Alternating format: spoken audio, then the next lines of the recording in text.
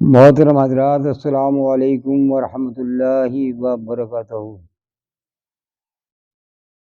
حضرات، جیسا کہ ہم نے اگلے پروگرام میں آپ سے وعدہ کیا تھا کہ جو ہم اذان پہ بول رہے تھے، لہٰذا ہم سوچ رہے ہیں کہ اذان کا تو بہت لمبا وہ لگے گا، کافی باتیں اس میں کرنا تھی، لیکن اب ہم نماز سے شروع کر رہے ہیں۔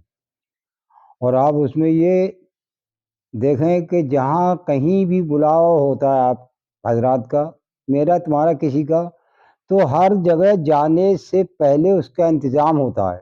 کہیں لمبا سفر ہو، چھوٹا سفر ہو، شادی ہو، کوئی فنکشن ہے، کوئی پارٹی ہو، تو ویسی جیسی جہاں جانا ہوتا ہے تو وہاں ویسی انتظام ہوتا ہے۔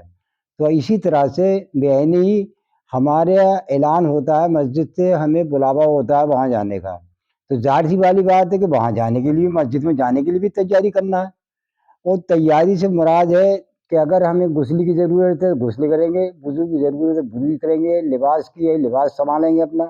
تو یہ چیزیں ساری ہمیں دیکھنا ہے اس پہ کہ سب سے پہلے اگر کوئی وضو بعد میں پہلے غسل ہے، تو ہمیں غسل کو دیکھنا ہے کہ ہمارا غسل ہے یا کہ نہیں ہے۔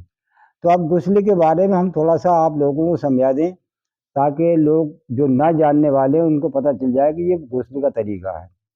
تو حضرات، سب سے پہلے تو آپ یہ دیکھیں کہ غسل کے 3 فرض ہیں۔ غسل کے 3 فرض ہیں: ناک میں پانی ڈالنا، اور غرارہ کرنا میں حلق کے، اور اس کے بعد جو پورے جسم پر پانی بہانا۔ اب یہ پانی بہانے سے مراد یہ کہ جسم میں سر سے لے کے اینڑی تک، نیچے تلوے تک کوئی جگہ ایک بال کے برابر بھی سوکھی نہ رہے۔ تو اب پانی کی گنجائش کے لیے بھی آیا حدیث پاک میں کہ فضول خرچی نہ کی جائے، چاہے دریا پہ ہی کیوں نہ وضو کرتے ہو۔ اس نے فرمایا کہ فضول خرچی پانی کی نہ ہو، چاہے دریا پر ہی کیوں نہ وضو کرتے ہوں۔ تو اس کا صحیح طریقہ یہ ہے کہ آپ غسل خانے میں جائیں تو پہلے پورے جسم کو تر کر لیں، تلی دے لیں، نمی دے دیں، کیونکہ پانی کی فطرت ہے جہاں نمی ہو جائے گی وہاں پانی اپنے آپ بھاگ جائے گا۔ تو اس طرح ایسا کرنے سے ہمارے جسم کی کوئی جگہ سوکھی نہیں رہے گی، ایک بال برابر بھی سوکھی نہیں رہے گی۔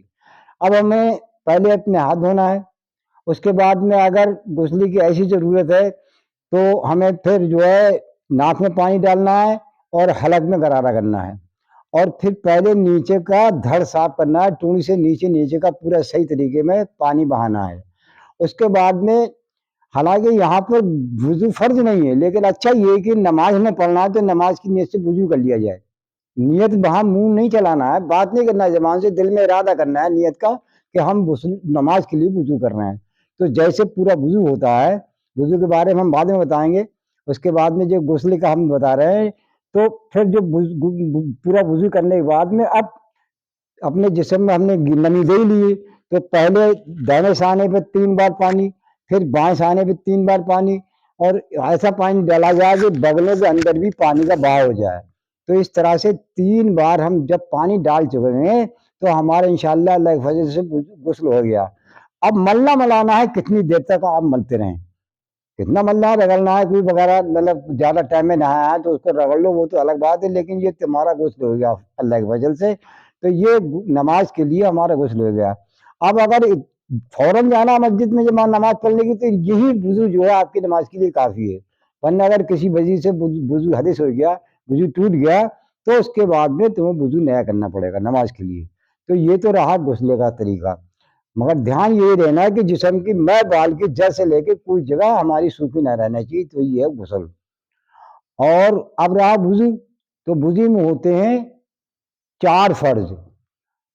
تو اس میں فرض کیا ہے کہ مطلب ہاتھ تو پورے دھونا کونیوں تک، یہ فرض ہے، اور پورے چہرے پہ جہاں جہاں بال ہے، یہ کانوں کے لو تک، یہاں تک ایسے کر کے جتنی بھی داڑھی کی جو بال ہیں، اتنا چہرے پہ پانی بہانا۔ اور 2 فرض ہوئے، تیسرا فرض ہے مسح کرنا، اور چوتھا میں ٹخنوں کے پیر دھونا۔ اور یہاں بھی وہی دھیان رکھنا کہ اگر بال برابر ہی جگہ سوکھی رہے گی تو وضو نہیں ہوگا۔ اب اس کے بعد میں تم نے اس کو دھو لیا، اس میں بھی پہلے تلی دے لی جائے، ہاتھ سے نم کر لیا جائے جسم کو، تو جو پانی اپنے آپ بہ جاتا ہے اور کہیں بھی جگہ سوکھی نہیں رہے گی۔ اور اس کے بعد جو ناک میں پانی ڈالنا، غرارہ کرنا، یہ وضو میں سنتیں ہیں۔ تو اور جو گردن وغیرہ جو الٹے ہاتھ کر کے اس کے لیے سمجھایا جائے، تو یہ طریقہ ہے کہ مطلب جب مسا کریں گے تو ہم 3 انگلی جو 6 انگلی دونوں ہاتھوں کی ملائیں گے اور اس کے بعد میں ماتھے پہ رکھیں گے، یہ انگوٹھا جو ہماری فری ہے انگلی، تو یہ ہم نے یہاں رکھا، تو ویسے ہمارے امام اعظم کے نزدیک تو چوتھے حصے کا مسا ہے، لیکن بہتر یہی کہ پورا ہی لے جائے یہاں تک، پھر یہاں سے الٹے ہاتھ کرے گردن پہ اس کو مسا کر لو، اور اس کے بعد جو ہے یہ انگلی جو ہے شہادت کی اس میں ڈالی جائے اس کانوں میں، اس کے بعد میں جو ہے یہ تلی جو ہے ایسے کان میں کر کے یہ ساری چیزیں ہو جائیں گی، یہ تو ہے مسے کا طریقہ۔ اور اس کے بعد میں تو زیادہ ویسی بات نہیں، یہ 4 چیزیں بہت دھیان میں رکھنا ہے کہ ہمیں مطلب جو ہے پورے ہاتھ دھونا، یہ میں سوکھا نہ رہے، ٹخنے تک پیر دھونا سوکھا نہ رہے، اور مسا کرنا، اور پورا چہرے پہ پانی بہانا۔ اللہ کے فضل سے ہو گیا۔